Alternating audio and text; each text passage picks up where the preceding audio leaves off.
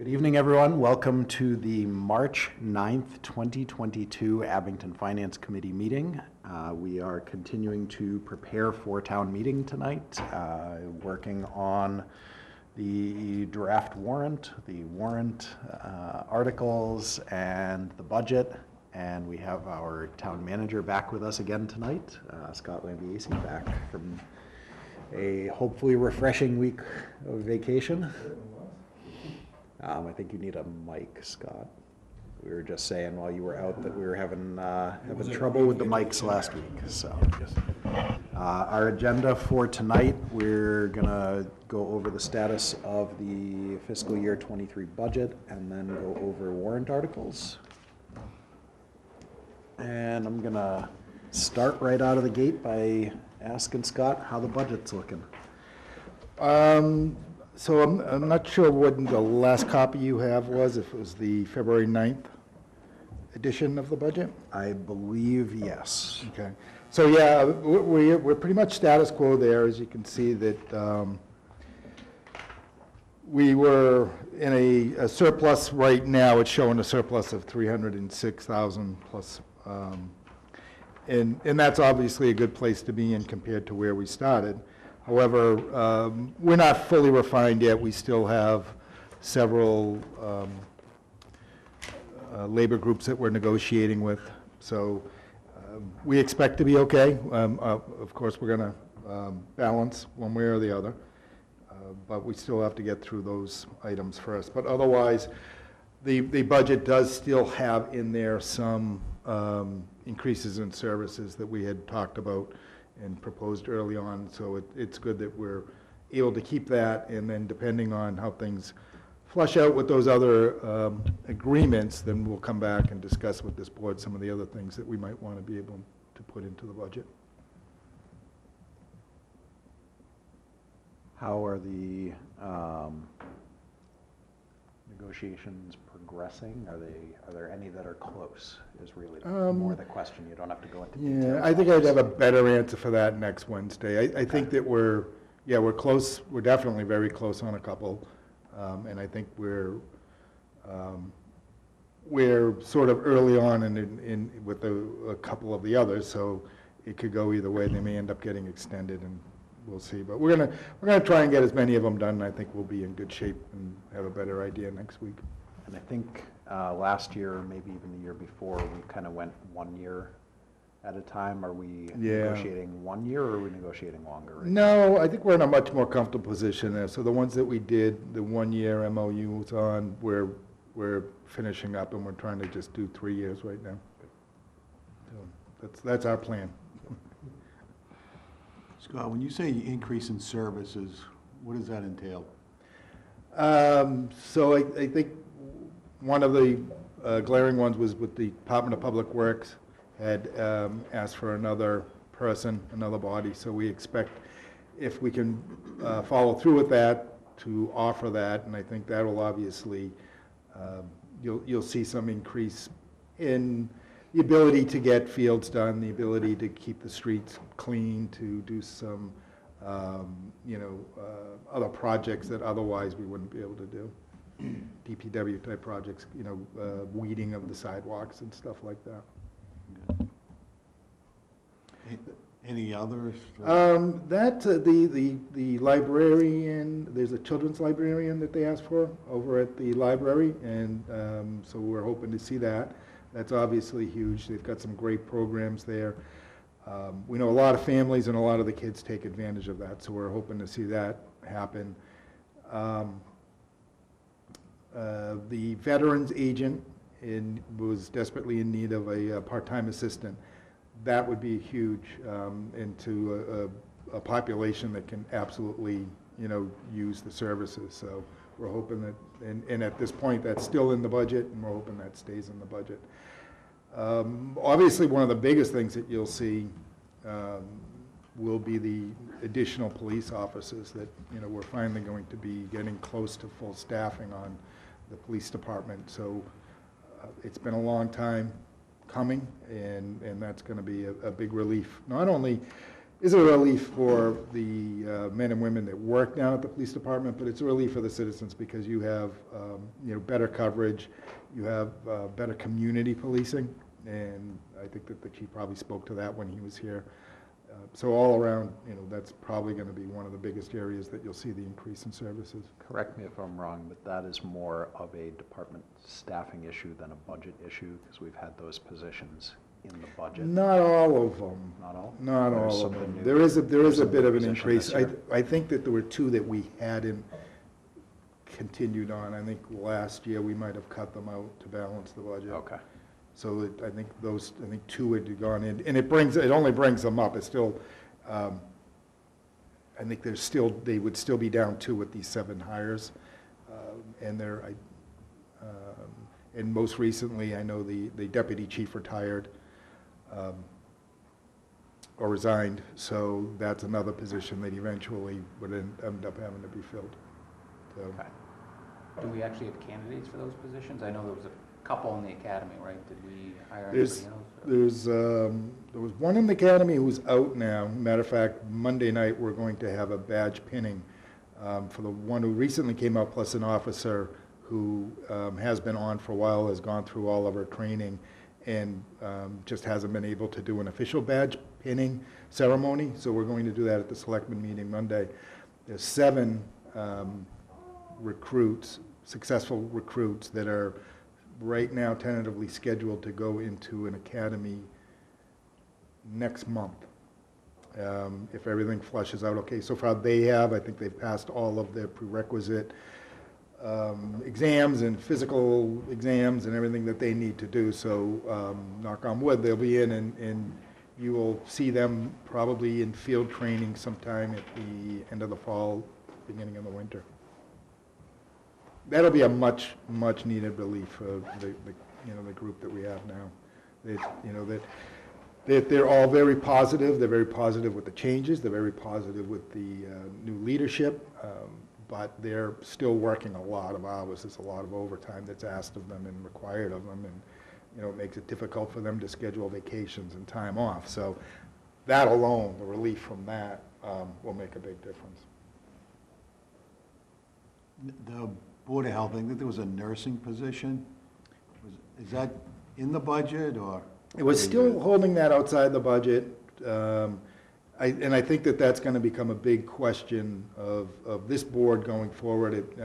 We need it now. We definitely need this, post-pandemic. Hopefully we're post-pandemic. There's still questions up in the air on that and on where we are.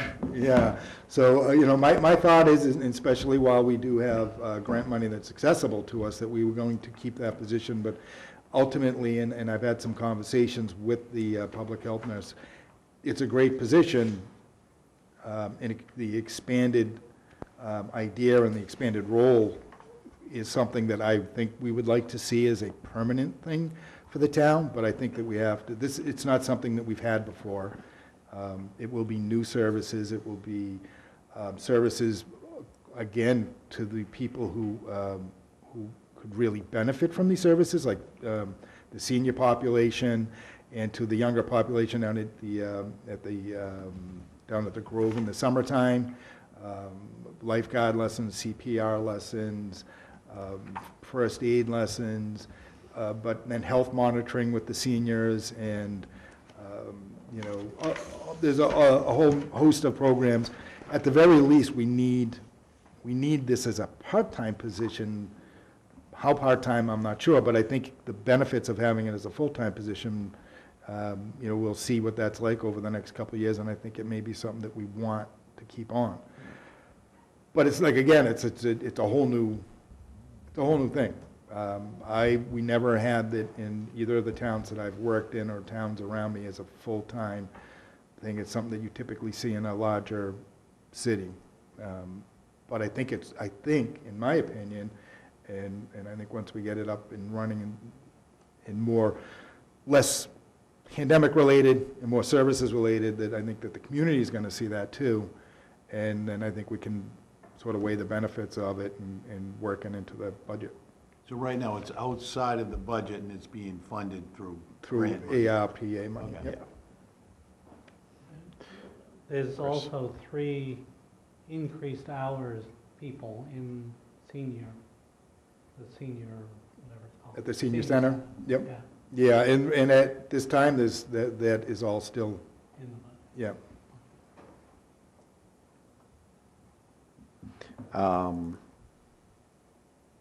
The health department, building department heads, where do we stand with So currently. those positions more so than individual Currently, people?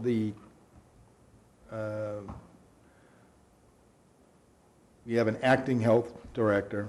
That job probably, now that I'm back and focus on it, we'll probably post it. I think that we have an internal candidate who's excellent for the position, and we'll conduct interviews and fill it. I think I'm not as worried about filling the head of that department as I am as, maybe Backfill finding the rest of the department. yeah, giving some backup to them and some administrative help to them. As far as the building department goes, it's pretty much the same. Technically, I'm the building commissioner until we post it, and I'm going to post it probably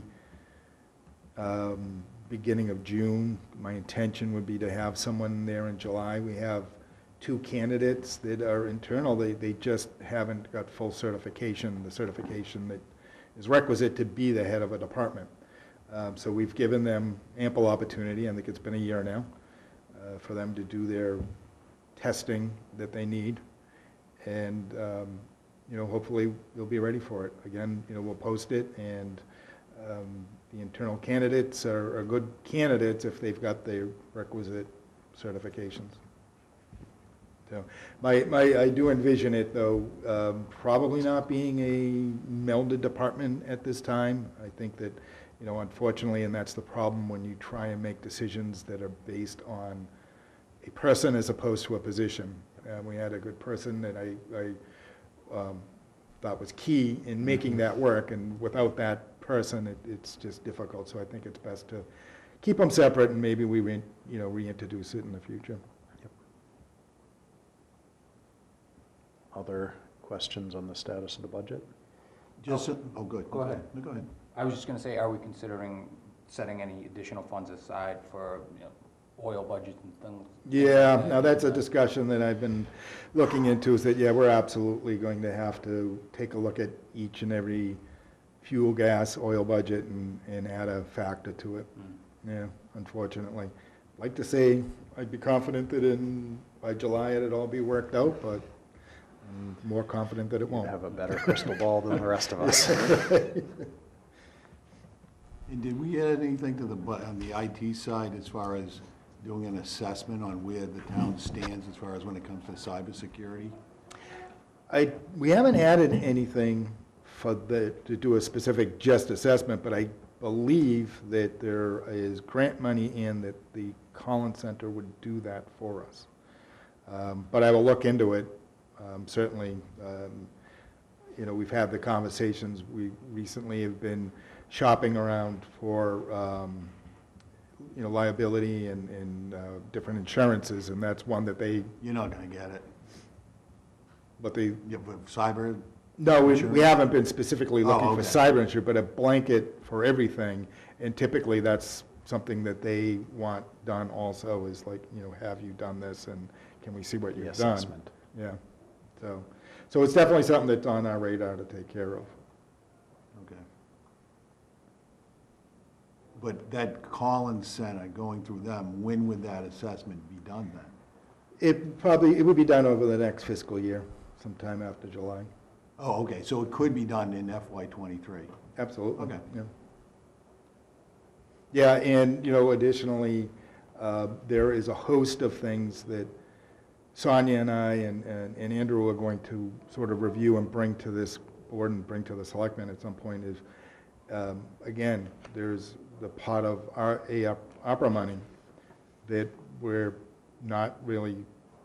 being careful on spending. We know what we can use it for. There's a certain amount that can be used for infrastructure and those things, but we do want to deal with certain little projects that are sort of one-off small projects that are, some of the ideas range from small beautification projects to the downtown centers that would help just kind of make it a nicer area for people to want to stop, maybe, around Arnold Park or whatever, some money down into to the Grove, and again, small little projects like this that we know that otherwise, if we needed $25,000, we could say, look, we're not going to get a grant for it. Let's use some opera money for it, and let's take care of it. So that's something that we hope to have done in the next couple of weeks, is sort of a list of we've gone out to the different department heads. Still got to reach out to a couple of the committees. There's a lot of these smaller committees that we don't really fund, like Griffin Dairy, that always have something that they need to get done, whether it's some fencing or some, they have the dirt parking lot that we might need to gravel for it or something like that, that it'd be nice to be able to say, let's take a little bit of money, whatever it might be, and help do something over there. Is there a time period in which we have to spend that money? We have several years. So that's what, we're not, trying not to rush it. It is something that, we've been talking about internally, but we also know that it's not subject to a town meeting approval, for the most part. If we're using the Plymouth County money, I think that we have on here that we're going to allocate some monies towards the water department beyond, other than the borrowing, but just there's a 500 or so thousand, I think, that they need, or something up front for engineering design. And because it's being mixed with money that we're going to be borrowing in the future, Plymouth County wants us to maybe do an article for it. So, but for the most part, most of that money does not require any approvals. It's grant money, and it's like, so our plan is to, and I think we've discussed it with this board before, plan is to bring things to this board and to the selectmen. So like the street sweeper was pretty much the first big expenditure, the street sweeper and some police cruisers that we came and said, look, we need them. Last year we had no free cash. Yep. The first cruiser just came in, believe it or not. So, Believe it. yeah. So again, that's how we'll deal with it. And once we have sort of that shopping list of things that we think should be taken care of, and by no means will it encompass all of the money, but it'll encompass some of it. Then we'll bring it to this committee to take a look at, bring it to the selectmen to take a look at, and then we'll go forward with it. There'll be, I think some of the bigger projects that will take a little more discussion if we want to use it towards, infrastructure projects. The Plymouth County money can be used for that, and we could do something to help enhance road pavement. As we know from whenever John Stone's here, that we're way behind on what we get for, what we've done with our streets, and the Chapter 90 money isn't enough, and doesn't look like any of this big infrastructure deal's coming our way anytime soon. So maybe that's a place that we try and enhance projects that he can do with the Chapter 90 money and stretch them out a little bit, and with some economies of scale, maybe make it go a little further. So that's the plan. Other questions? Chris? And as far as, thank you, tonight, as far as snow, I know we put 100,000 in the budget, but we're well over that, I'm sure, at this point. Yeah, the last check was, it was before I went to sunny Mexico. We were somewhere around $500,000, which will come, right off the top of our free cash at town meeting, obviously. Sure, tonight's not helping. Tonight's not helping. That's what I said when I walked in. I think it's actually plowable at this point, or definitely sandable. I'm sure they've put. I saw the sand truck Yeah. out there, and the weather report I heard said it was going to end around 10, so there's not much left. So that's good, but But it's all overtime. still have to go and do it. Yep. Hopefully this is the last one.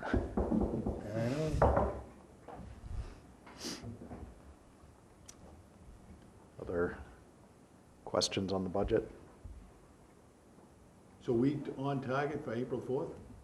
I believe so, yeah. I think, the hardest part is because we're trying to stay with that target, and I think, the fact is we didn't really start earlier or much earlier so we probably should have started a little earlier.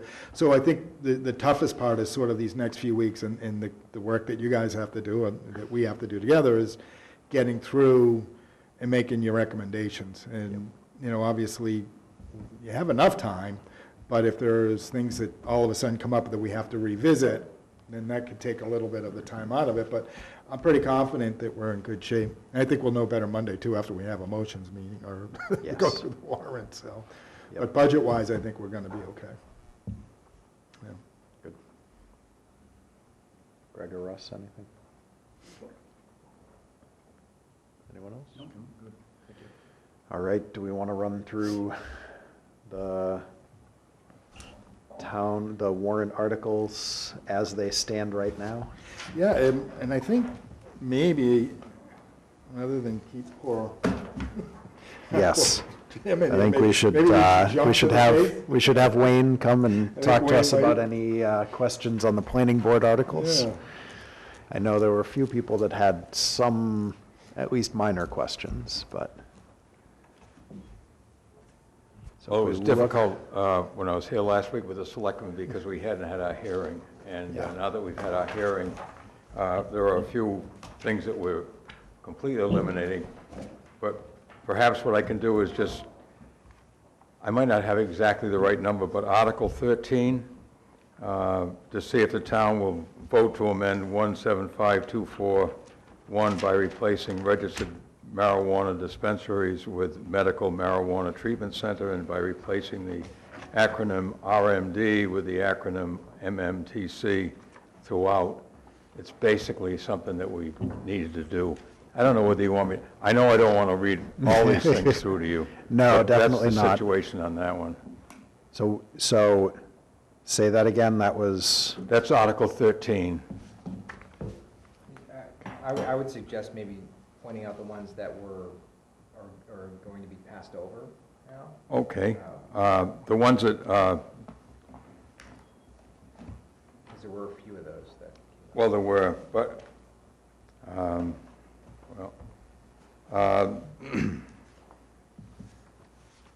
the battery energy storage, sorry to jump yeah, I back.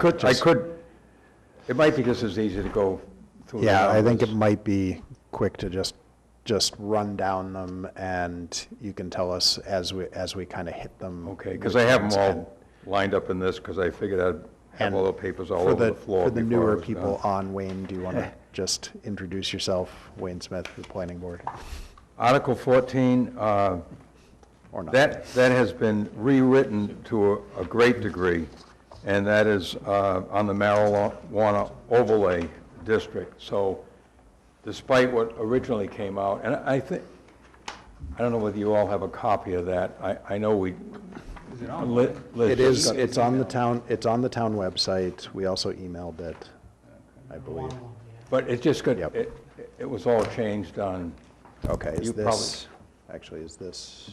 it goes on This is forever. the financial policies. Yeah, I only Yep. handed out the financial policies, Okay. but Yep.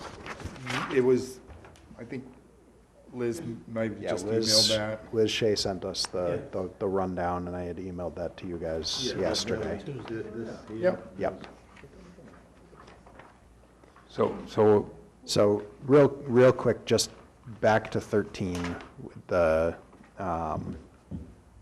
RMD and the MMTC. right, Is that's that- strictly what the state, Commonwealth wants us to refer to. Commonwealth wants us to change the wording and the acronyms. That's all it is. Basically. So that's Yep. that's what we thought last week. We Right. just wanted to make sure Greg was worried about people, Yeah, so I just. but so- about treatment center being used. Yeah, so the state of Massachusetts is telling us to change the name? It's just what the name, what they refer to it as compared to what we had it as.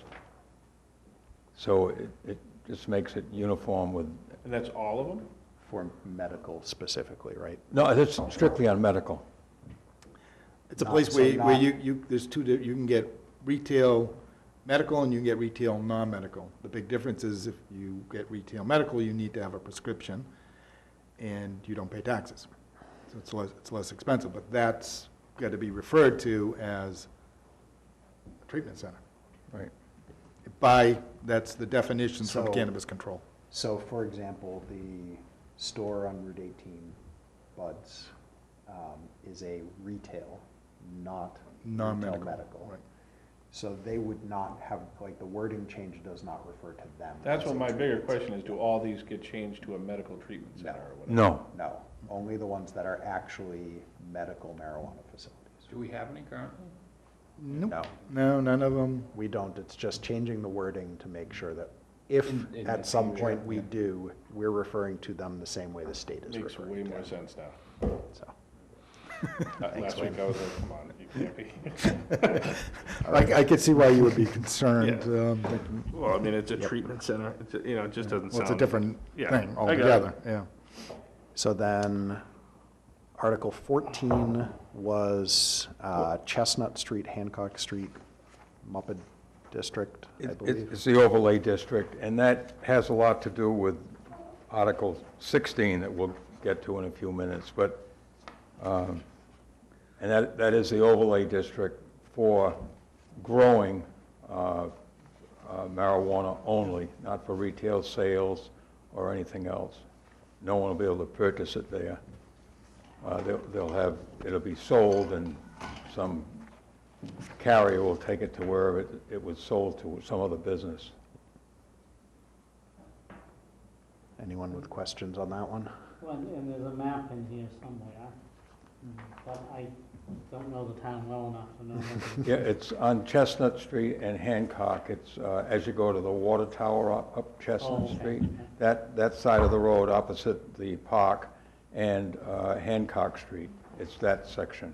Okay, Just the one next to Lobster Barn that I was talking about? yeah. So if you go kind of behind Lobster Barn down Chestnut. They just finished that. Like at the blinking, but like the whole- directly at the blinking light? The whole area does go behind there, but for this, the overlay district is not the whole district that is shown on the map, the multiple use district. It's strictly the multiple use district that is on the right side as you leave town on Chestnut Street, behind and up from Hancock Street. So not at So the blinking light? So at the blinking light at Chestnut and Hancock, there's the convenience store Yes. on the corner. That sort of, if you're looking at the intersection, that stretch, like this is Chestnut, this is Hancock, like So this stretch is Basically, what the district from is. the convenience store to Lobster Barn? Well, it's- Down towards, The Buddha? down towards Yeah, Brockton. down towards yes. the Towards So the in- Buddha, in- towards like Abington Glen. In a neighborhood? No, it's, if you drive along Chestnut Street that way, it's very wooded. You're saying the power lines? There's Yeah. There's a Yeah. whole Alright. bunch of new Yep. apartments. Yeah, it's definitely a neighborhood. I don't know, I don't think that we should have businesses like this in So this residential neighborhoods. This is but- essentially farming that we're, Oh, farming, zoning it even for. better. Well, it's also important to note that this is already approved for multiple use. Oh, the district's already there. Yeah, the district's already there. This is just allowing an additional use. This has already been well beyond just residential. the multiple use designation. What, Wayne, why don't you go in Yeah, just the a Muppet. tiny bit of what is allowed in the Muppet district? Outside of the growing of marijuana. Oh, there's a number of things. Just some highlights, I think, would help. They will have everything that they have there now presently, except they will be able to put this in there if someone wants to do it. And in addition to that, one of the things we changed, I think the original said 5 acres, it's down to 2 acres. So you need at least 2 acres of land in order to build it. And currently, there's a industrial, it's basically light industrial zone. I go, listen, I go ATV in there, so. So, all right, so you know the I know, area. that's there. what I was trying to like So, understand it's specifically. not, yeah, it's not a residential neighborhood that we're allowing. But the access to it is through Yeah. residential neighborhood. It's very, very close. That's the only issue I have. I don't live there. But I'm thinking if I did, that probably wouldn't be the Well, greatest thing. yeah, and the other part of it is right now, the allowable use has been dug up, built out for industrial, so for the most part, most of that area has the ability and likely would end up being like contractor yards. And so you'll have, you know, what could be very low impact use if it became a larger scale grow facility as compared to multiple Much more smaller, traffic. yeah, smaller contractor traffic, so. Again, these are crazy questions, I think, but has anybody ever like done a study, or do we have any information on what happens when, you know, you live within a half mile or 2 miles or a mile within one of these things? Meaning like price-wise to your house, sorry, that's the only thing I'm really interested We in. already have one that's with the old Johnson McGill, that's been approved. I have no idea what that is, sorry. Where Andrews and Pierce is, I'm like the wrong person. on Route 18 as you leave town toward Weymouth, the trucking company that's on the right. Sorrells. Yep, And there's a building in there oh, yeah, that's out by the mulch pile, that's was Johnson McGill. And that warehouse was existing, and it's been approved for growing facility and a retail facility. yeah, that I mean, I sort of understand, because it is a big, I think- I don't know, it's So a I big think- commercial place. I think to the question that you have on this, Yeah. your question is more, are we putting things unnecessarily near residential Correct. districts? The zone that this is in already allows for multiple use, which is light industrial, Right. commercial, et cetera. So those things are already allowed in this district. This is just allowing growing of marijuana. Yeah, no, I 100% understand it, that's the Okay. only specific issue I have with it. I don't think anybody really has that much of an issue with, or at least I don't understand that many people have an issue with somebody had a yard where they had trucks. Do we know how much money this is gonna bring us? I know that before we had a selectman saying So millions. this- We're still not there yet, It but, depends whether somebody actually builds it. Yeah, so this is literally just making it allowable in this zone. This doesn't change the number of licenses or actually enter us into an agreement with a company that's going to do it. Well, and I think there is a company that is eyeing this, and there would have to be a host agreement first Yeah. to determine that, so. Yeah, and if it did come up, it would be the standard host agreement, but I don't, again, it's on gross sales. I would not be able to venture to guess, because without knowing the size of the facility and a pro forma from them, what that would mean to the town. And this prohibits deliveries, like, it's not a retail area, it's totally distribution, cultivation, distribution. So I imagine it's gonna be a lot different than the host agreements we've seen as far as the revenue that comes from it. And how big is this overlay district? It's where you get to the lights there with Hancock Street, it's all the way basically out to where the apartments are. All the way down to the rotary at, is it, Like, yeah, North Quincy, yeah, like Abington Glen, Chestnut Glen. So this wouldn't extend to the lot that's essentially behind the lobster barn now that? No, it's not on that side of the street. I mean, it'd be good if it was really close to the lobster barn. That's my joke for the day. Sorry. You're talking to the wrong guy when it comes to marijuana. There's no on-premise use anyway. I don't think we're much of the right crowd for that, but. That was my one for the day. Other questions on that one, on 14? All right, Wayne, what's 15? amend it by providing expansion of commercial properties by adding new land. And that's been rewritten very little, but it's just reworded. Okay. And then 16, you said, relates to 14? Yeah, 16, we really got into a lot of that discussion with the 14. The 14 shows you the area, and then 16 does all the regulations on it. All the details of what you are and are not allowed to do. Yes. For growing of marijuana in that area. Right. It refers to the state laws and all the other things.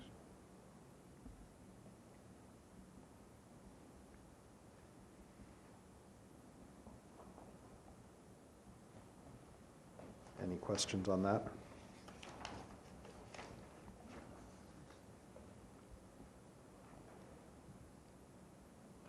Chris? No? Okay. So 15's basically been changed just a little bit. It's not that long, I can read it if you wish. That would be great. To see if the town will vote to amend section 17666 of the Town of Abington zoning bylaw by adding a new subsection D, the expansion of commercial property through a purchase acquisition of an abutting property or a portion of an abutting property shall be considered an addition and require the owner of the property to comply with the section 17666. It just makes it a little bit more, so someone So can't if a get commercial around. property is buying a bordering commercial Another property. bordering that they have to, if it's different, they still have to come before us. Okay. Makes sense.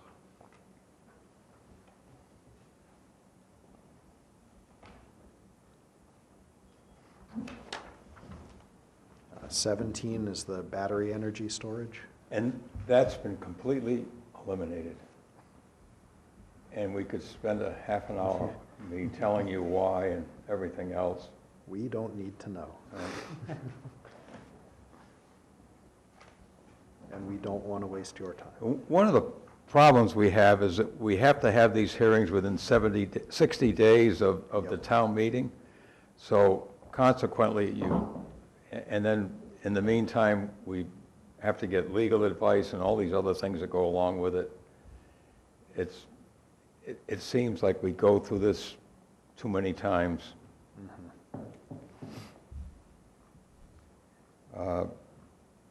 Article 18 is quite similar. We're withdrawing it.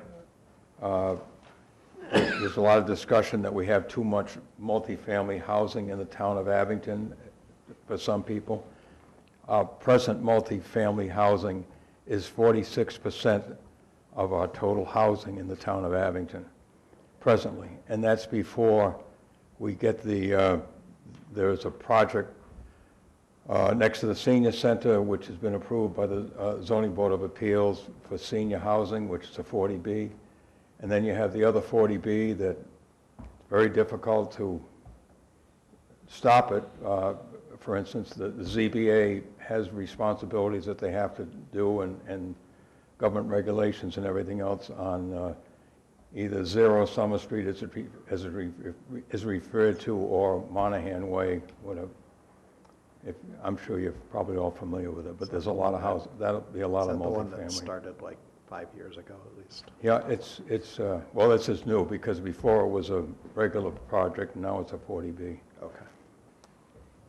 Is this the article that was suggesting to stop the ability to change commercial use to residential along 18? Yes, 18 and 123, and one of the it was to stop a lot of that. There's discussion on the fact that maybe on the first floor would be businesses, and then on the second floor could be apartments, which would allow the business to have enough income to afford to be there, because they're relatively small lots. Eventually, but there are some fairly large lots on Route 18 also, such as Jorsey, and there are other businesses that could be sold, and you'd have another large housing project. And the question is on getting out into 18, and it's what it is. And So Article 18 would have restricted multifamily houses. multifamily housing. Yeah, And is, to a degree. and is being pulled. We're not, and Article 18 is being pulled. We're not. Yes, gonna have we're, it on there. and on the articles that we're pulling, if the warrant gets reopened, I would presume that they would be eliminated unless the selectmen wanted to keep them. If they didn't eliminate them, then our recommendation would be to pass over at town meeting. Okay. So all the ones that we've taken off, that's our recommendation to the Board of Selectmen. Does anybody know why this one was taken off?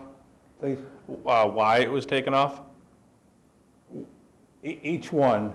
No, just this For specific one. 18 On this one, multifamily. because there was enough controversy that we felt that it needed to be looked into further. It's something you could still it could still get passed, but the recommendation of the planning. Do we know what other towns operate on, at? Every town's a little different. Yeah, it depends what town you're in, but Let's if, go with Duxbury. well, Duxbury wouldn't allow it. In theory. Yeah, We wouldn't allow any commercial. right, It would be 1 acre zoning, right. minimum. Yeah, So I was there Monday night, and That's why they my threw me out. understanding of this was for the commercial zoned areas, to add an extra layer to change that from commercial to residential in the event that they were trying to build a multifamily in a commercial zone, which to me makes a lot of sense. The issue that was brought up was, what about mixed use and the benefits of having apartments above and commercial below? And that was not written into the language. And I remember thinking, to your point, like, if we had this conversation a month ago, we probably could have gotten the Changed language the in there in language. time for the town meeting. Yep. But ultimately, the way I perceived it was that was the issue, and the reason why it is being recommended to be passed over, is that the mixed-use aspect of it would be beneficial versus just adding that layer, additional layer. And we only received this article maybe within 2 months, just enough time to advertise it. So it was something that didn't get worked on. It was something someone came up with. And I suspect we'll see it again in the fall. If there's a Or fall. next spring. Wayne, when you say 46% of the housing 42. is multifamily, Yes. right? Who came up with that? Who did that calculation? County Planning Council. Okay, and how do you distinguish, like, how do you, what's the calculation that goes into that? Any more than a single family in a house. In other words, I don't know whether that included in-law apartments, which would be fairly minimal, but any apartment house in Abington, or even a duplex, that's multifamily. And so, like, the Woodlands, Yes, 192 units in there. How does that factor in if you were doing against my single-family home? That's multifamily. So 42% of all the living quarters in Abington are multifamily, and the rest of them are single family. So, So I think Paul's question is, so a duplex, does that count as 2 and a single family counts as 1? That would be a multifamily house. Or- No, but it so counts as 2 multifamily. For towards the percentage, does the that would- duplex count as 2, does, like, in this, a 12-unit apartment, does that count as 12? And a Yes, single family home yeah, counts as 1? yes, Okay. I have So no it's reason not, to doubt that. it's not like a 100-unit thing counts the same as one single-family house. right, so Times the an percentage. apartment, if there's 192 units, if we start doing the Yep. counting now, 192 units at the Woodlands, Yes, is now you're 191 units ahead of the single-family homes in Abington. Correct. Now let's go to the next house, and it's like, so that's how, Correct. So you need 192 single-family houses for it to be 50/50 with just that one apartment Right. building complex. okay. So, I'm not sure what that really means. Yeah, no. It's a good observation. I don't think it's good in the town. right? This isn't a huge town. I don't, I mean, I've tried to look these numbers up. It's not the easiest thing in the world to like get information on, but it's definitely not good to have that number continue to rise. I think they're different. Oh, yeah. They're different beliefs Well, on that. I think, you know, if your town wants to continue to grow, you would, you know, seeing as how you don't have the land to continue building single-family dwellings, if you want to preserve the land that you do have, whether it's as open space or conservation land, then you want to move people to city centers near train stations and have multifamily dwelling as opposed to Yeah, I think broad depends development. on how you plan for it. Yeah. You get the infrastructure for it and the locations and the zoning. So that was what was talked about too, is that the zoning in that area is commercial, but if it was a multi-unit dwelling, like 100 units, that would be where it would go, is around that area, that zone for that. Yeah, and I think you're looking at different things depending on what you're looking to put in there. If you're looking to put in, like you said, a building with retail stores on the bottom floor and then apartments above it, and it's like, what is it, the aeronaut or whatever that is on 18 up in Yep. Weymouth, something that's a higher class, that'd be different than if you're looking to add, for example, a trailer park on the same spot. You're getting different things depending on what you're adding. Yeah, or you know, Sean had pointed out too in that meeting, you think about, the pharmacy in North Abington, you know, that whole area has apartments right above it. I mean, that's the same concept. Little town centers like that has commercial and then apartments above. The reason I say it's not good is we just put in a new high school, right? They're already saying they're getting close to, I'm just going by the information. They said if in fact trends continue the Right. way they're going, Yep. then it's a discussion that we'll be having in the Got it. future. I'm just saying, that when you start to pack those in, that accelerates that conversation. The increase in multifamily dwellings creates a more drastic increase in population, which creates a larger need for services. Right. So, And it's typically when you add the 3-bedroom.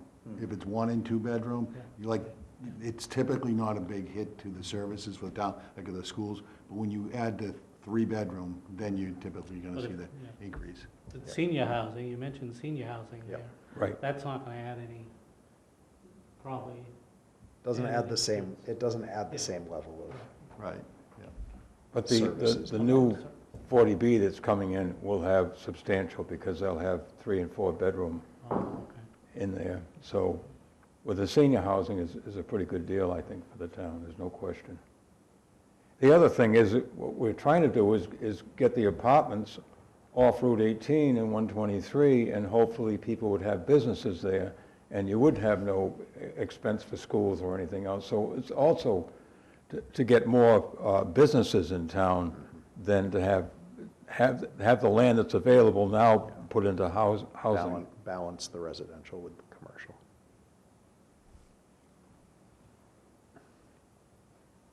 I'm gonna throw Scott a softball and say that a town planner would have a significant hand. It certainly would. I don't Something know why you like guys that. ever took that out of the budget. But no, and that's definitely a conversation that, you know, when we get this budget closer to where we want it, that we probably be having. That's exactly what I was thinking, Matt. Thanks, Barbara.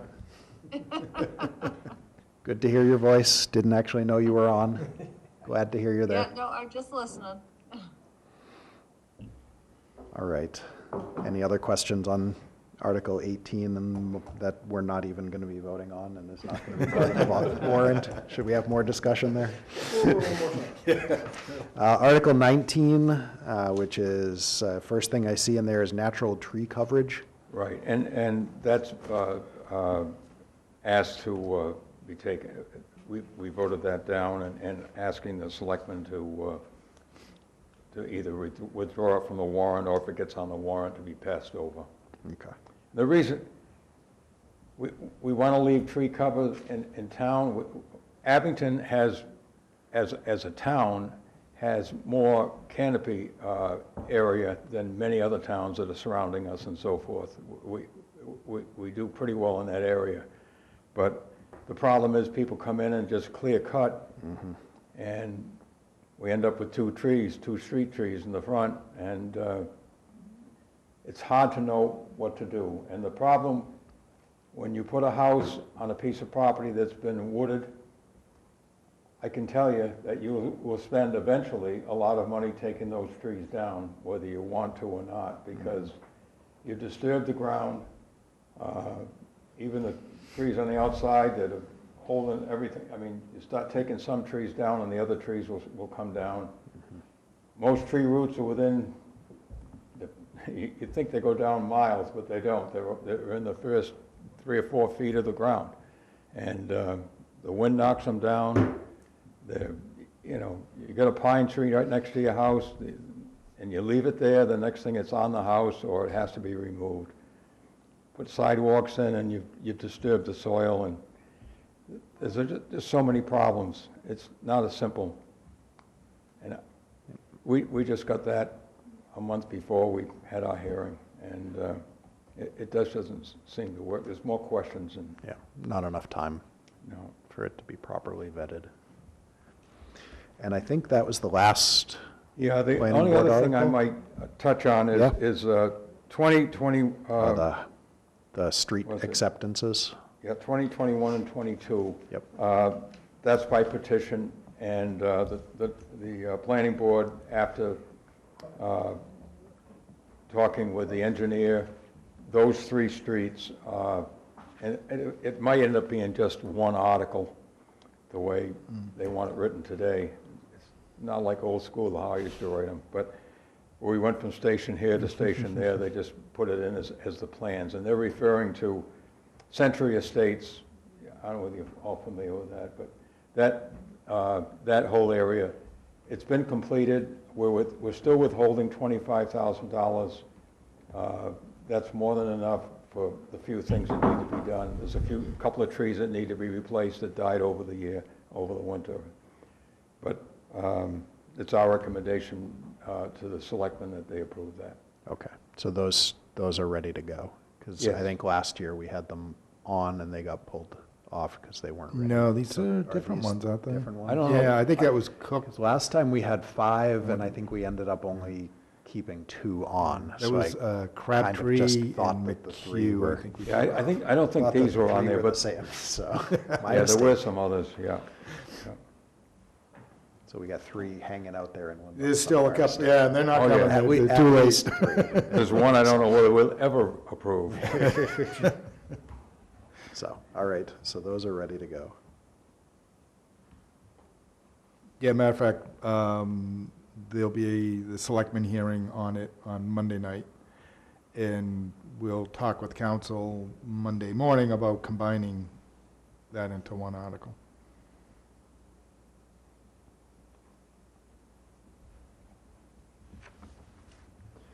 Wayne, do you have anything else? Nope, that's fine. Anyone else have questions for Wayne before we parole him? Thank you. Thank you. Thank you. Barbara, anything?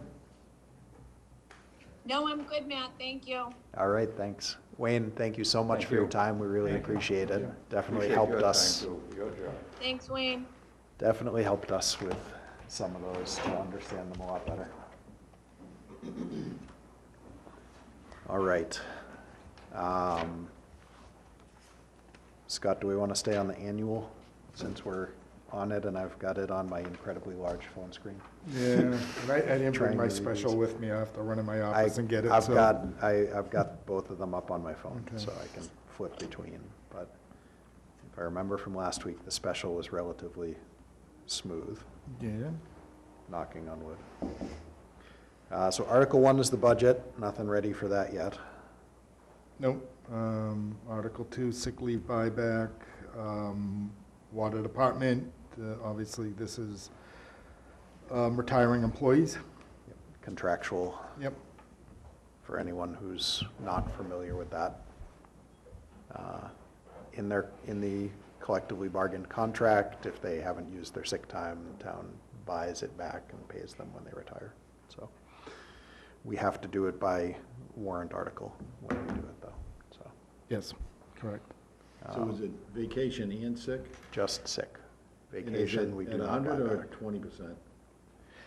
I'm not sure what the water department, typically it's 25%? I think it probably depends on which year's contract it was, Yeah. and when you're at. I don't know what the calculus. Yeah, like most of our is. current contracts caps it at X amount, 200 days maybe, Oh, and then it okay. would be 25% of that. Oh, so there is some. There is a sort of cap, Okay. yeah, yeah. And actually, every session when we negotiate, we try to sunset it and grandfather anybody who's currently, and then new employees, we try to lower it, so doesn't always work, but let's see. Anything else on that? Article 3 is student transportation. We have this every year. Felicia talks about it when school department comes in. If you recall, it's transporting students to schools in out of district schools. Yep, like schools that we do not offer, Like Norfolk. like Norfolk Aggie, exactly. Things we don't offer that opportunity in district, so we pay for them to travel to out-of-district schools. Article 4 and 5, health imperative and ARC of the South Shore. Scott, have we heard from either of these in the last 3 years? Yeah, believe it or not. All right. ARC of the South Shore, and I haven't talked to them, but while I was away, that they did come by. They left some literature and some information, and it's, just as we expected. It's a very worthwhile Yep. program, and, I think it's something that I'm sure that there's several or not many Abington residents that benefit from this, so I think, it's, We always like being able to provide this. I know in the entire time I've been on the committee, these couple or things like them are things that we have always very strongly supported. My concern was not hearing them for a few years, them not actually, whether or not they were actually getting the funds was a concern. So that we're hearing from them is good news to me. Other questions there, anyone?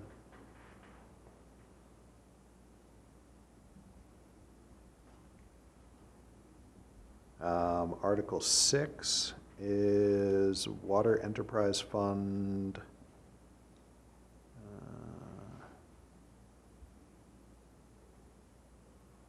Special Revenue Fund. Oh, this one, Sonia explained, was essentially a bookkeeping thing, making the enterprise fund actually an enterprise fund. Is that yeah, it was kind just of changed, correct? yeah. I think it's similar to what we've did with a different organization in town where, it was, whether it was a 53 F and a half, and I think the actual reference to whether it was special revenue as opposed to an enterprise fund, and it's just really housekeeping. Questions? Okay, Article 7 is borrowing authorizations. Are these, These are rescissions. oh, the rescissions. These are the things that we have previously borrowed that we did not, the amounts that we did not spend of what we previously Yeah, so. approved borrowing for. Right. So you can see in each one, there's an explanation. Most of them were just that they were under budget. The landfill capping, there was an alternate funding source for it. I guess there was some grant money. And obviously the middle school, high school, that 47 million plus was reimbursement. Yep. And fire station feasibility came in under budget, although we've since gone to the next phase of that and may have to go back. So, yeah, these were done over various years, and the money just, it just sat there basically we didn't borrow it, but we're just saying, we're just cleaning up the book. So again, it's housekeeping.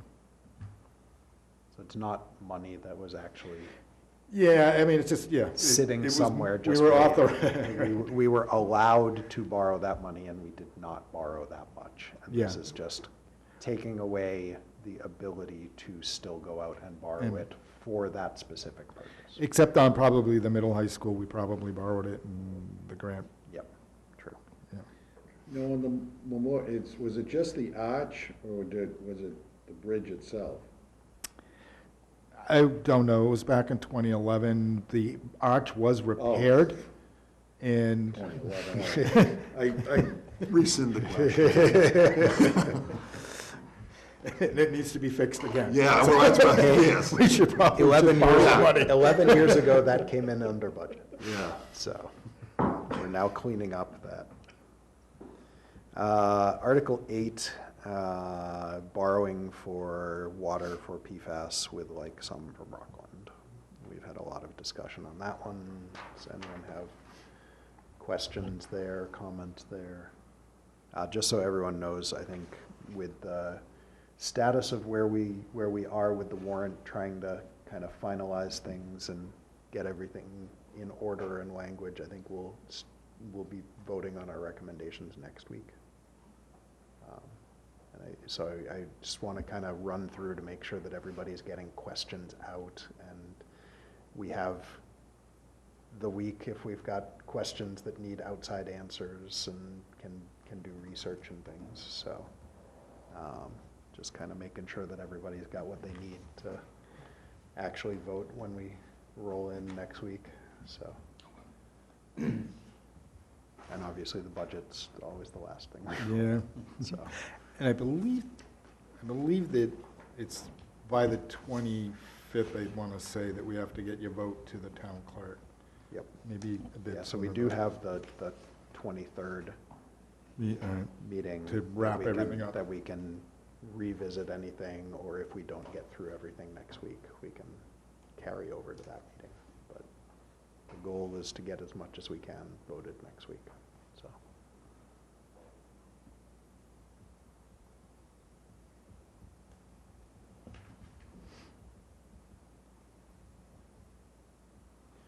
Article 9, community preservation budget, which we went through last week.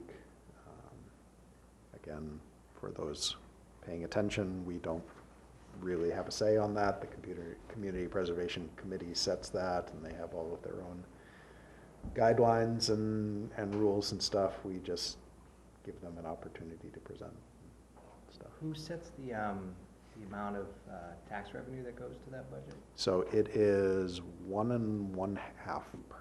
Is that the Board of Selectmen? It was town meeting several years ago voted to set that as the amount when we opted into the Community Preservation Act. And I believe only town meeting can change it. I believe that that's correct. And the state matches it, what, like 20%? The state matches it at a given percent every year that they determine and calculate based on how many towns are participating and the fees that come in through the Registry of Deeds, so it varies. And more towns, I'm not sure what it is Do you this know year. what it is? No, I'll look it I up. think the last couple times that we had the number, it was somewhere around the 20% range. I think maybe the first year that we did it, it was maybe like 26%, and it ticks down as more towns adopt it. Mhm. The towns that got in at the very beginning of it got 100% matches. Yeah, it was- That's long, long, long gone, but it is still more money than we would get otherwise, so. Article 10 is the capital plan. Scott, do you want to Yeah. give us an update on the capital plan? Well, right now, the capital plan has everything but the kitchen sink in it. You know, we sort of took everything and so we. Do we not need a kitchen sink? Actually, now that you bring it up, that may be an ARPA project. You know what, we kind of looked at all of the asks and the things that we need, but we're still not finished with the Collins Center, who is putting together a plan for us. They're pretty close. I think I'll be able to weed this out, hopefully by next week or the following week, and sort of get this down to an area that we're comfortable with. There's a lot of good asks in here, but there's also things that we absolutely have no choice to do, like the MS4 program. We've discussed that in the past. DPW needs a hot box, waste oil furnace. Police department needs 2 cruisers. That's just part of their program. The 2 motorcycles is something that are very old, the motorcycles that they have, and they probably should be replaced, but if we put it off for a year, then, or we can make some other decisions on it, but if we can do it, we should do it. What I didn't want to do is not include everything and then add it later. My thought would be it was better just to get it all in here, and then we can parse it out. And then whittle it down. Yeah. How much are the motorcycles compared to the cars, trucks? Appears to be the same. Harley-Davidsons, yeah, they're probably not any cheaper. Do we need motorcycle? Yeah. Oh, yeah. 2 cruisers. Do we need them? Absolutely. It's an amazing tool to have. Cruisers, 120,000, 2 motorcycles, 120,000. Well, those are, It's the upfit, Yeah. with all these things, and it's, we could ask them to get Hondas, but I wouldn't like to see it. For a nice American-made Harley-Davidson under them. Motorcycles with a sidecar? With Does this- that save any money? I don't think so. I don't Leave it know. at. We put the stone on Can we get Greg to help them negotiate? He's sent me a good lead on a bucket truck, so I'm sending the, I sent. I'm sending the bid documents over to Are you? I'm not Awesome. actually joking. I absolutely will. I have bid documents out there for a new or used bucket truck Yeah, right they now. have 4 of them. So, I would just go if for it's the a lowest quality mileage vehicle, one and see well- what it looks like. yeah, exactly. John said he would send somebody over there, but I didn't know you even knew about it, so thanks. Sweet. Oh, yeah, we appreciate I it. was gonna ask you, I knew you were on vacation. I still read my email with one eye. Yeah.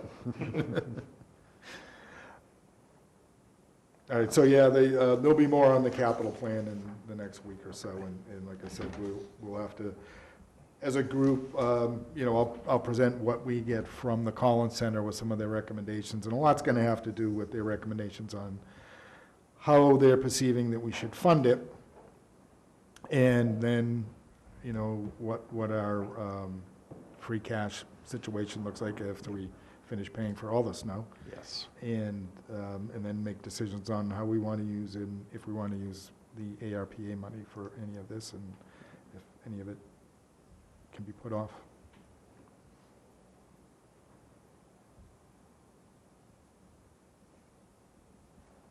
Anyone with questions there? Anything we want follow-up on other than the entire plan?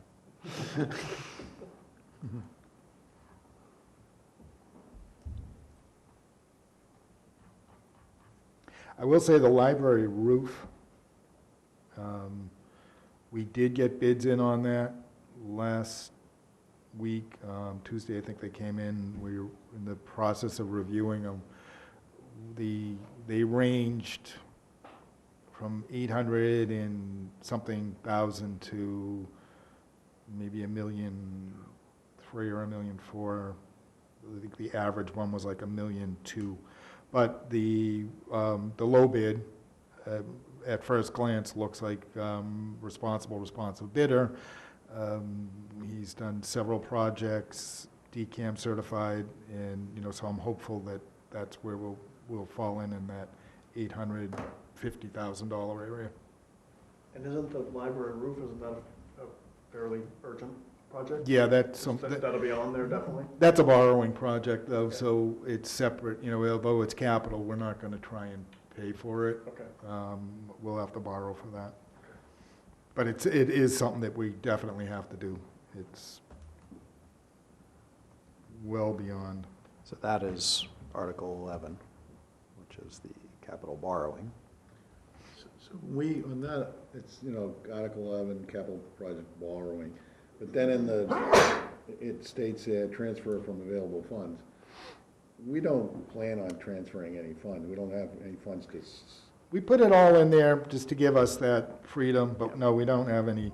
But it's to raise and appropriate, transfer available funds, or borrow the following. So it just Yeah. gives us that flexibility. And when we have the final wording on it, it usually switches up at least a little bit. Yeah. But yeah, yes, it gives the options of paying for it in those three different ways, either raise, appropriate, transfer, or borrow. And in these particular ones, the point is to borrow.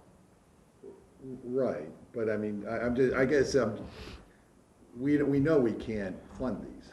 We have Well, to no, borrow. I mean, you have a sidewalk plow in here for $170,000, and you may say that we absolutely need it, and we don't have available funds for me to say we could take it from, or maybe we do.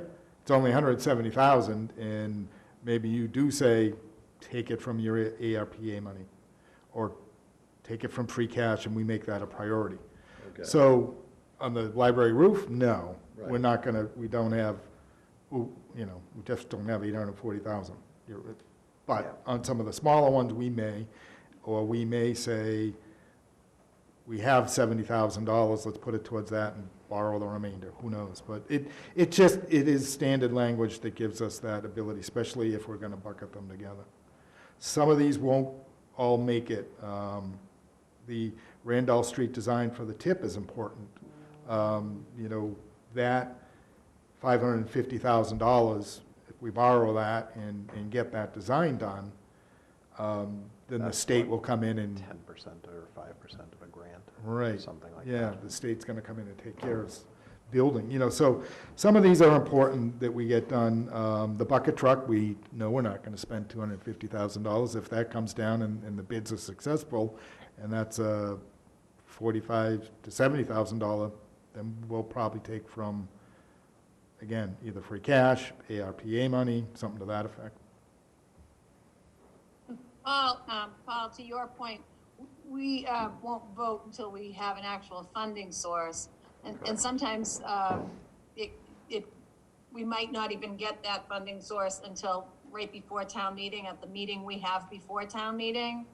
So sometimes we do end up, that wording stays that way until funding source is found, and we, if they're trying to work on something specific, and then we're able to do that right before town meeting. It won't make it into our recommendations, but we're able to do that right up until right before town meeting. And in those instances, for the things that we change or tweak, what our recommendation is right in that meeting before town meeting, what I say to the audience at town meeting when presenting our recommendation will be different than what was printed and sent Okay. out. Yeah, I think you mentioned that last week, yep. So. Other questions on capital borrowing or other things to point out on there, Scott? I think these are sort of our big priorities this year. And then Article 12 is the Frollo ramp. We were looking for more detail on that one as to Yeah, I heard. what ramp that was. Is it So, interior, exterior? It's Where an does it go? exterior ramp. So currently you see a ramp on that building and you probably say to yourself, well, there's already a ramp there.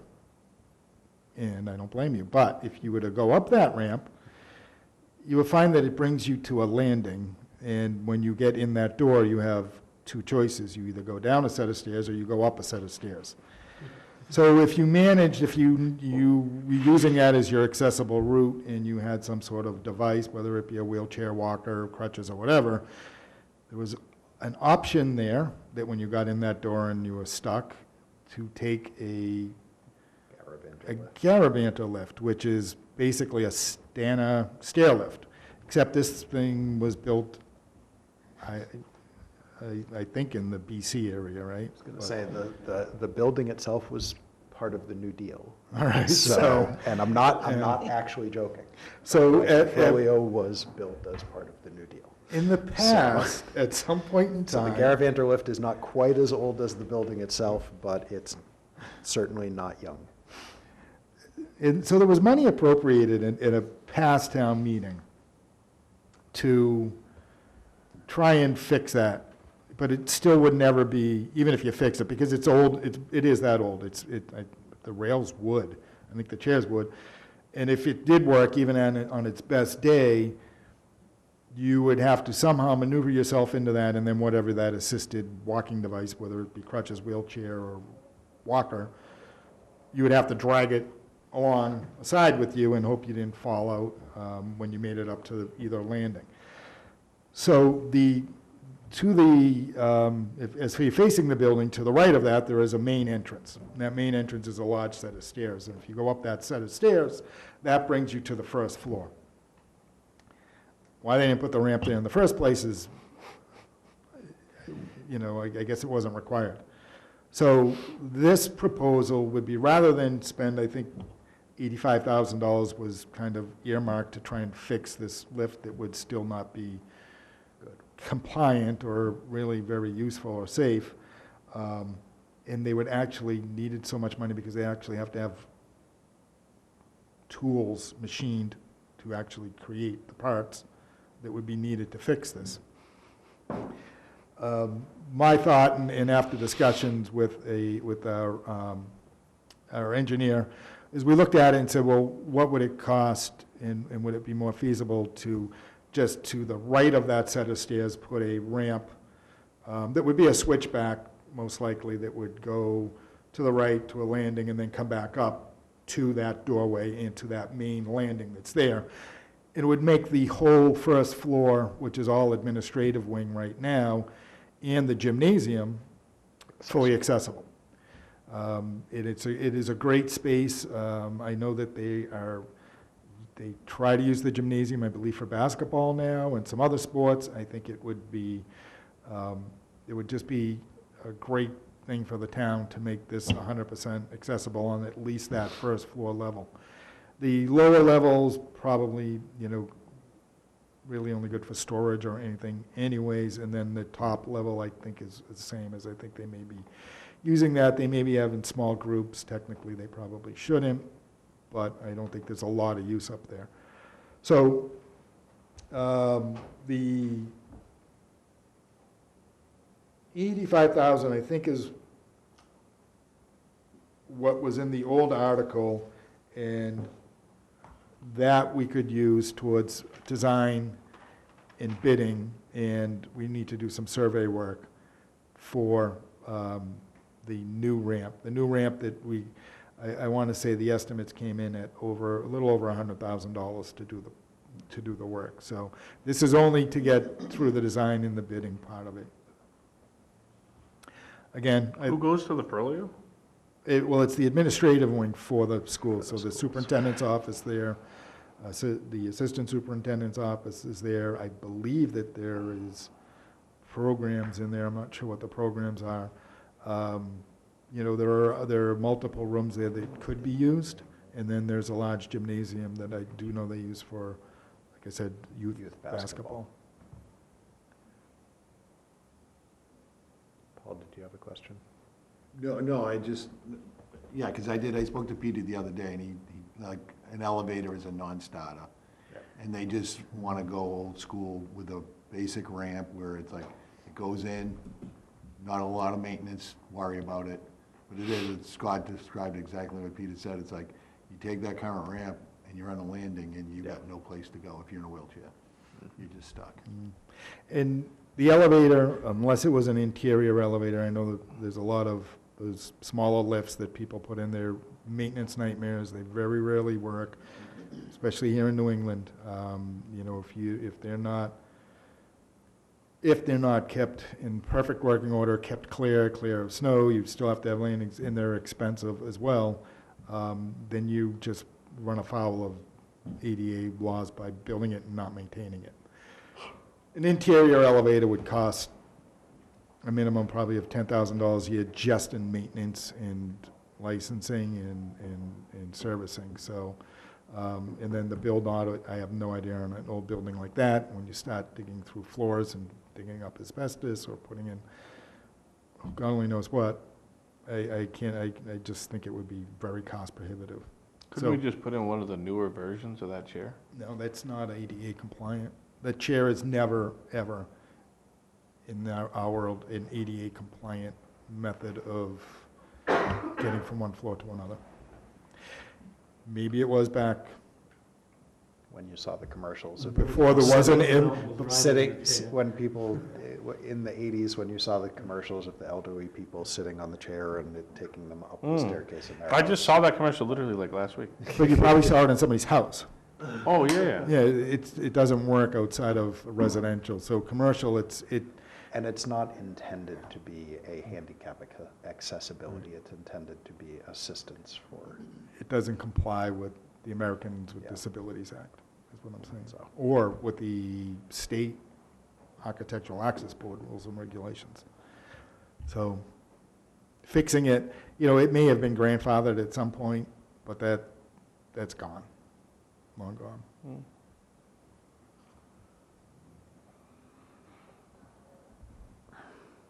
anyone with other questions on that one? So this is just strictly for the design work? This would take us right through bidding. Yeah, design, there is some money in there that I said that we would probably have to do a survey to sort of stake it out. So it will be the design, survey work, and right through to bidding, with the idea of coming to town meeting with a number next year and say, look, it's gonna be X amount, and it'll either be part of a capital plan, part of whatever. Am I crazy, or have I heard Yes. thank you. Have I heard the Frollo maybe not want to be used for much longer? Or, I mean, did I just make that up? When I don't Peter know. and Yeah. Felicia were in here, I think we did discuss Okay. a little bit of that, but Yeah. I believe, and anyone can correct me if I'm wrong, but I believe that their statement was that we don't currently have plans to phase out the Frollo. Yeah, I'm only saying, if you're gonna spend, $200,000, that's why I'm saying. Even if you weren't using it for administration, you would be continuing to use it for the locker rooms, for the football program. Yeah, I don't know, I mean, And bathrooms for anything that takes place on Memorial Field. The other conditions of that building, and, I think Peter and Felicia can answer better as far as, long-term viability of the building, but seems to have some sort of historic significance to it, I'm guessing, so. There is a lot of sentimental value to that building. I guess that's what I was trying to say. Yes. Yes. So I'm not proposing to do anything but keep it. Right. And the reason they didn't put the superintendent's office with the new building was because it didn't, You can't get because it reimbursed. didn't exist currently when Right. with the old high school and the middle school. So the town would have had to pay 100% for it. So that's why they didn't want to go for it. I don't even understand that, but all right. So So when the new is- school was being built, the Yep. new school was essentially replacing existing school functionality Yep. and building. And because the superintendent's office administration area was not part of either the existing high school or middle school, which was being replaced, the reimbursement from the state did not cover the cost of adding those to the new school. So we would have had to have ponied up all of the dough for adding essentially a wing of the building for administration. Yeah, because if you go down to East Bridgewater High School, middle school, the superintendent, the administrative offices are right in the high school, because those existed in the old school. So the state said, okay, we'll pay half of that. That's why they built them there. But yeah, because I was wondering, why do we continue to keep I think it's it? just better to bite the bullet a lot of these times, though, you know what I mean? Because then Oh, we're talking about this 5 or so Right. years down the road, 10, whatever the number is, you're gonna have to do it anyway, so. It is a question of when we have money, though, Yeah. so. Well, not if the state is doing a lot of it. I think that's, All right, I think that covers the annual town meeting. it seems like well, I will say, we are going to open and close it on Monday night. At least I'm going to recommend they do, and I certainly hope they do. there will be, you know, I will recommend that they pull the articles That Wayne. that Wayne mentioned, recommends. 17, 18, and 19. And I'm going to ask them to add an article that will allow the town, the fire station building committee to use the funds that we've appropriated for the fire station building committee to look into combining them with the DPW project and do a space needs analysis of the DPW to make sure that we can do a co-located project on the DPW facility. The other item that will go in there will be, I'll ask them to put in an article for collective bargaining agreements. So hopefully, I'll put the language in there. I won't have the dollar amounts. That may be one that you see at our very last meeting for that article. Yep. But it'll have the dollar amounts then for whatever those collective bargaining agreements are going to cost us. That is very typical. So, that we see that right before town meeting, because often the deadline is necessary to get the agreement made. And as we see with Major League Baseball, when there is no actual deadline, just keep missing it. And then the other thing that we will discuss on Monday night with the Selectmen, and then will be a subsequent meeting on the 28th, which I would request that maybe this board considers having a joint meeting on the 28th with the Selectmen. Two things is A, we're going to discuss lowering the quorum. I would like maybe a budget discussion between both boards, or to, you know, make sure that everybody's on board. And I'm hoping to have the auditors do their presentation on the 28th. And I'd rather they, you know, again, if you want not to be there, or if you want to appoint somebody or whatever, that's up to you. But the final thing that I would like to do that night, and if we're ready, is the financial policies that I would like both boards to adopt. They haven't been revised since 2008, I believe. So my thought would be, you know, if we have them set by then, it would be good to have both boards together, do it. I would like to also believe that I will have before then, but a good opportunity to review our long-term capital plan from Collins Center by that point, so. So I will say, I think it's a good idea to do a joint meeting on the 28th. Would that be? Is that the Monday night? That is the Monday night. Yeah. Monday, March 28th. Would that be 6? Is that when the selectmen typically? They typically start at 6:30. 6:30. Yep. Does anyone have issues or concerns with that? It'll be 1 week before town meeting, so. Scott, the policies, they're highlighted in yellow, what is that? So these are just things that, you know, when I stole these policies from another community that is, Well done. That's the way you do it. They did a really good job, and they had several awards on the wall as I was leaving for their financial stuff, so I said, give me those. So these are just some of the things that, The policies of the awards. well, I wanted both. All they gave me was a PDF and told me to beat it. Said, here's your last check.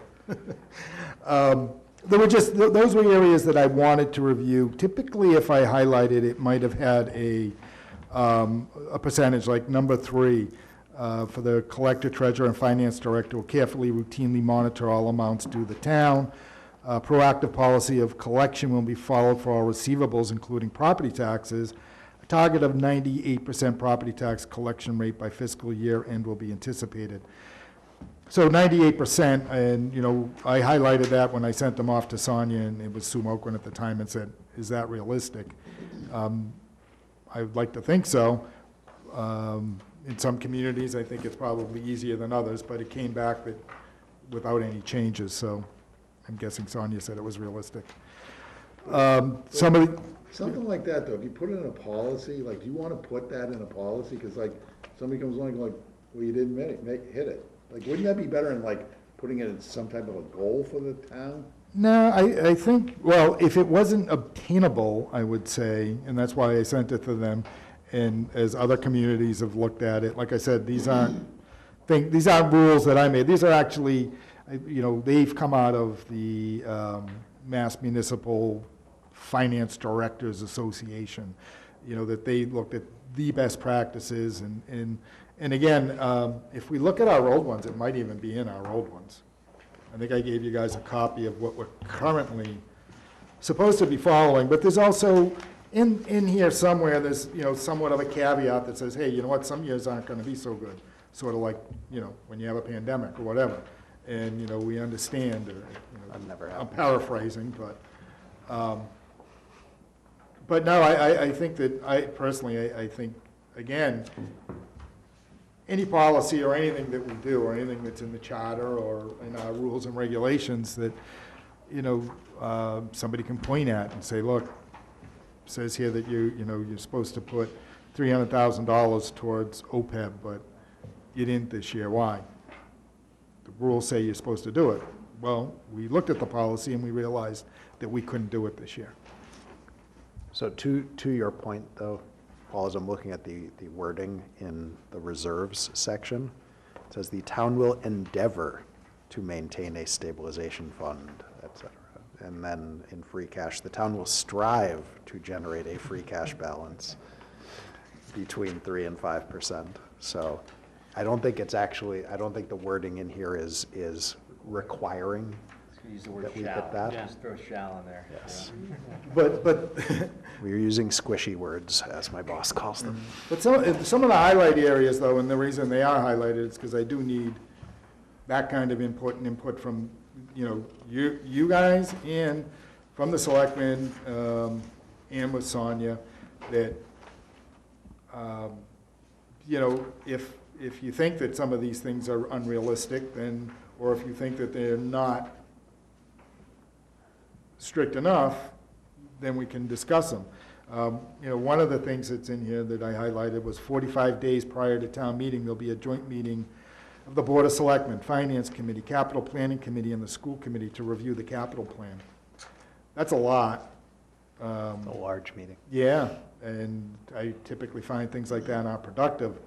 So it may be that we want to say 45 days prior to town meeting to be representatives of those boards that will get together and review. But aren't those procedures not a policy? Because I read a lot of these things, and I just think it's a procedure, it's not a policy. I mean, Well, it's policies and objectives is the title.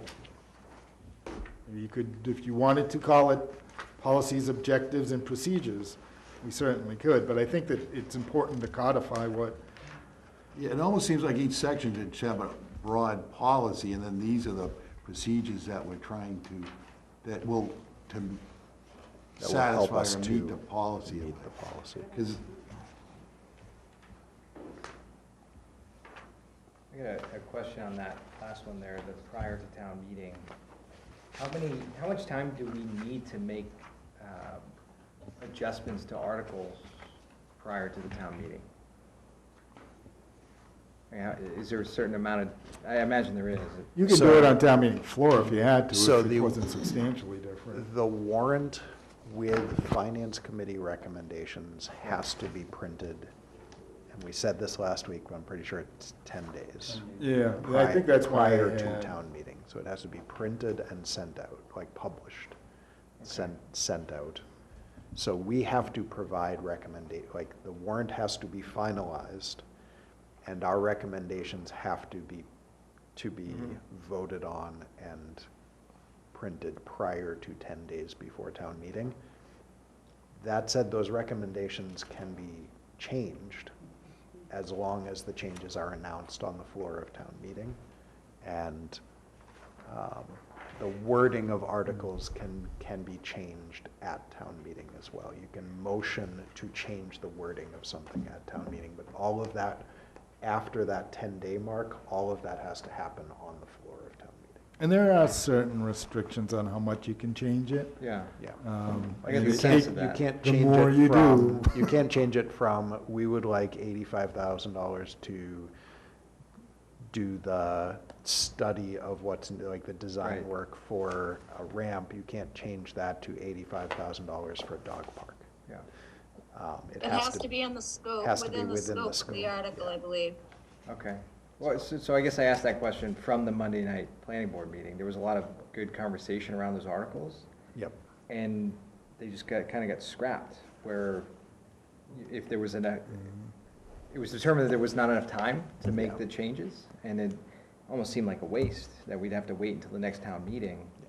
And so Well- if we were able to meet and have that conversation earlier with enough time to make those changes, That's the danger of doing town meeting on time, I guess. But the other part of that is, it's very dangerous to try and amend zoning articles too close to town meeting and Right. with not enough thought. And if things get, if you start trying to amend those on the floor of town meeting, and things oh, yeah. go south, sideways real fast, and you end up with something that you never intended to, or Right.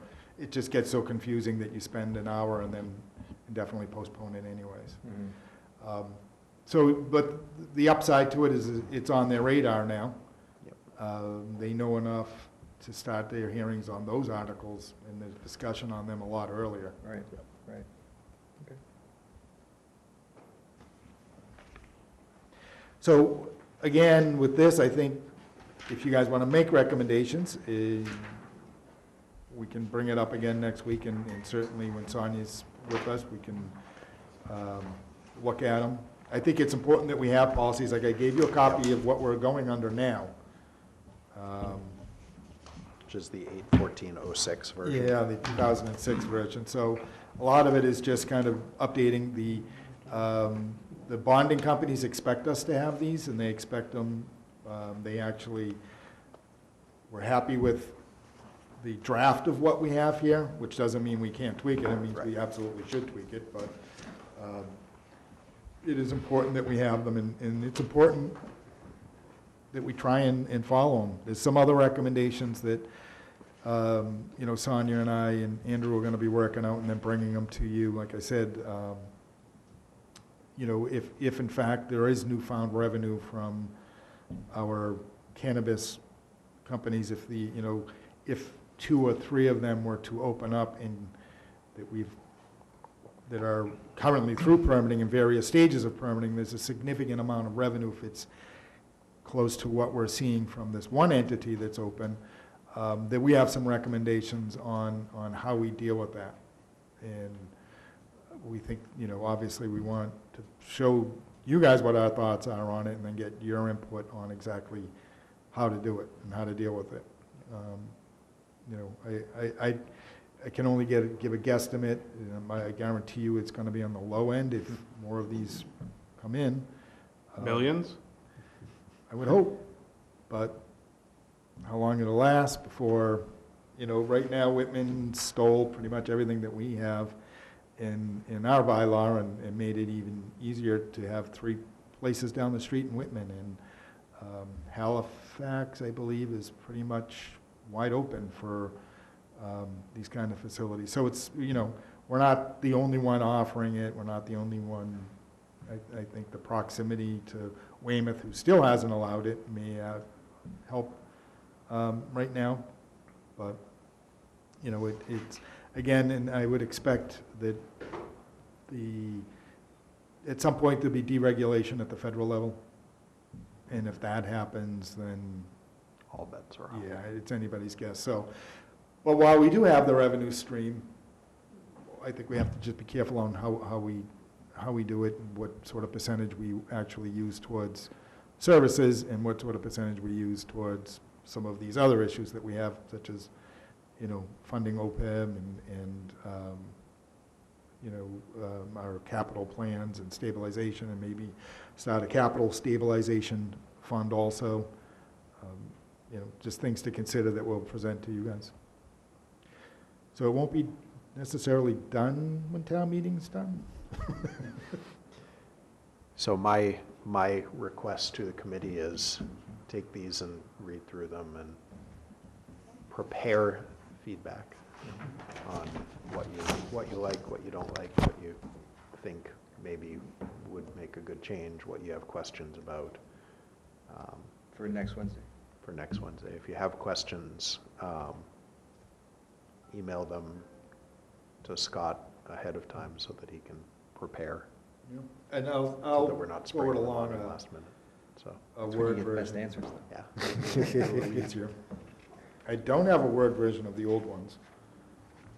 Yeah, I'm just concerned that we're trying to push these through in 3 weeks when these are the policies, the financial policies for the town, and we just got them. I just don't think. Well, there might be Scott, 3 weeks correct to me you, if we but it's don't- been over a we year. We don't necessarily need to have these voted on at town meeting. We So don't these are actually, yeah. not- This these are is not the- These are not a time crunch there. Yeah, no, okay, I think Yeah. getting them done this fiscal year, I just feel like over the next 3 weeks is a. Yeah, you know what? If we're not ready on the 28th, this is something that definitely, I just don't want it, like I introduced them a year ago, Yep. and I don't want them to sit, I want us to do it. Take I action. agree with However that. they flush out, I'm good. Right. but- Yep. Yeah, I think by the end of this fiscal year, these should be Okay. approved. Yeah, no, that sounds great. Yeah. So just to quickly, if we're good with the financial policies? Yep. Other questions? Just had a quick question on Yep. these. So you mentioned that the bond rating companies, expect us to have these. Should we be reading these with an eye towards potential non-compliance could impact our bond rating? Like if we recommend 300Ks going to OPEB and we're not meeting that one fiscal year, could that have a negative impact? Well, they will ask, yeah. I mean, but they would ask that anyways, like, and, why aren't you? Not only why, if you're not meeting the 300K, but why aren't you meeting your OPEB obligations anyways? I mean, that's something that they'll always look at. But certainly, yeah, it may raise an eyebrow if we're not following it. And I'm not saying, let's not set ourselves up for failure, and that's the reason we want to review them. We want to put them in, and again, this was taken from a town that's, had a very good reputation for their way they handled their finances, an extremely high bond rating, but they also had a better revenue source than we do. So it may not be the perfect fit. Conceptually, I think it is. Those are the numbers, and the reason those areas are highlighted are because that's what we want to fit for us. And I do think, and that'll also be kind of part of the discussion that we have when we do start discussing, the revenue stream that we have the potential for coming in from the marijuana, is that a percentage of that should, whatever that percentage should be, there should be a dedicated percentage of that is towards OPEB, and there should be a dedicated percentage of that is capital, and probably small percentage of it that's dedicated towards services and general budget. But a lot of it should be the things that we know that if that is that percentage, or as that Things that pie gets smaller. Things that we need to be covering that we're not necessarily not. covering now. Exactly. When we have new revenue coming in from a dedicated source, it makes sense to put that revenue that's over the top of our expected revenue into those other things. Yep. Scott, for that particular topic, would it make sense, given what you just said about not knowing what the future is going to hold for cannabis revenue, would it make sense to maybe add in some wording about tiering? If the revenue drops, or if the revenue gets high, to maybe Do you mean we cry if the revenue drops? What's that? Tearing, we cry if. Oh, you will. Well, hopefully not. But no, just like, maybe if it drops too low, maybe we kind of don't have the minimum percentage, and if it goes, if it gets above a certain threshold, maybe we increase the percentage or I'm something gonna like go that. out on a limb and say that will never go down. The revenue? Revenue for I wouldn't I wouldn't. go on liquor that. sales are always good, telling you. Competition is going to. Well, see, but I think right now, I think what you will see is a spike that will plateau at some Sure. point. Yeah, when we get to how many I think- licenses. Right, and as surrounding communities Yeah. all embrace it. I mean, you can go to Weymouth and there's a liquor store and a bar on every corner. Yep. You can't go to Weymouth now and get any marijuana, but you can come right over the border to Abington. Now, when the new mayor comes in there someday and has a different stance on it than the current mayor, that may change. Sure. And then that's going to directly affect, you know, what we have, especially if they offer some sort of incentives. I mean, you know, they may say, you know, we'll give you a better HCA, you know, community host agreement, or than Abington's giving you. They may say 2%. So we don't know. Let's hope not. All right. Other financial policy questions right now? All right, I'm going to quickly go through the special town meeting, which we have not touched yet. Thankfully, the special town meeting is quick. It is. So Article 1 is snow and ice removal. We don't know the amount for that yet. Last, like, it was 500,000 before I went on vacation? Yeah, so it will be more than 500,000. Yes. And Article 2 is enterprise fund changes. That's for, I believe it was Abington Cam and the golf enterprise funds, and it's just fixing, if I remember from Sonia from last week, it's fixing up the amounts that were voted on last year. Yeah, it was. Making sure that they accurately represent both revenues and expenditures. Yeah, it was some housekeeping, basically.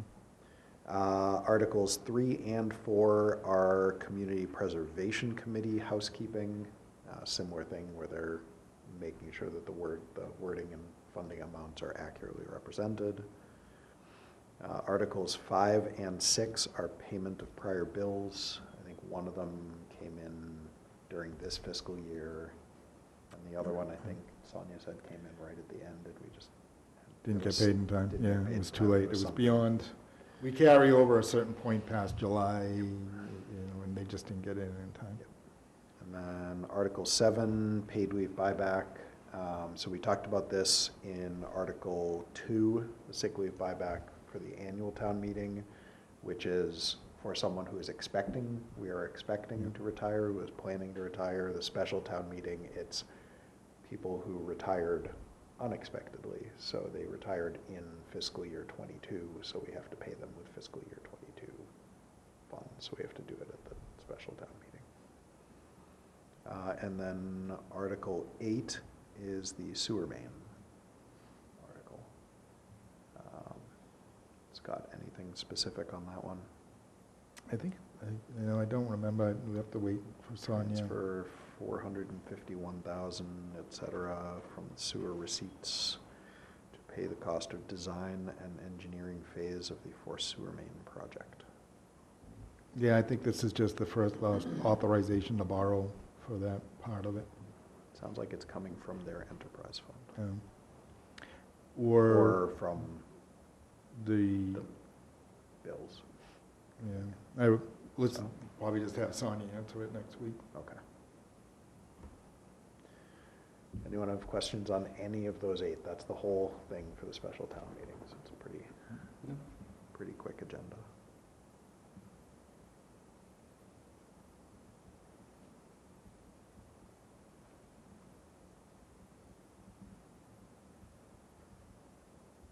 All right.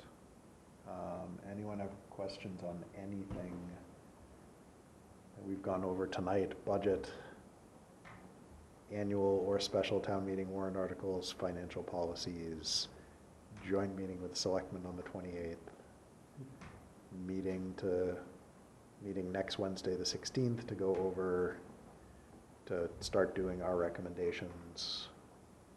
That's kind of the rundown of what we've gone over tonight.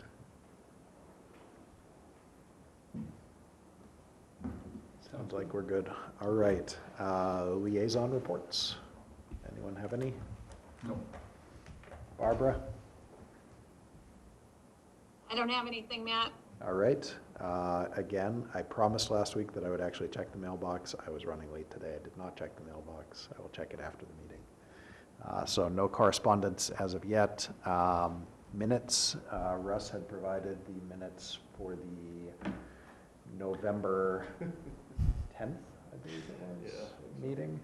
Can you confirm the date on that, Russ? That is correct, yeah. The November 10th meeting, doing some back housekeeping on our meeting minutes.